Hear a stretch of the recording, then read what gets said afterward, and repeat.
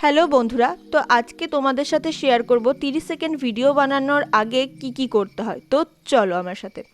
এই যে মেকআপ লুকটা ক্রিয়েট করে নিয়েছিলাম খুব সিম্পল আর খুবই সফটের ওপর।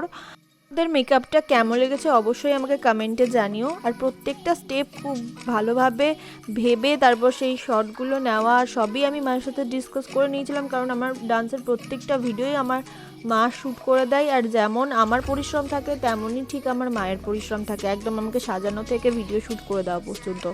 তো এই নাচের ভিডিওটা আমি আমার এই বিটিএস ভিডিওর সাথে অ্যাটাচ করে দিয়েছি, তো তোমরা অবশ্যই ভিডিওটা দেখো আর কমেন্টে জানিও যে তোমাদের ভিডিওটা কেমন লেগেছে। এবং এরকম ভিডিও দেখতে হলে আমার চ্যানেলটাকে অবশ্যই সাবস্ক্রাইব করে দিও।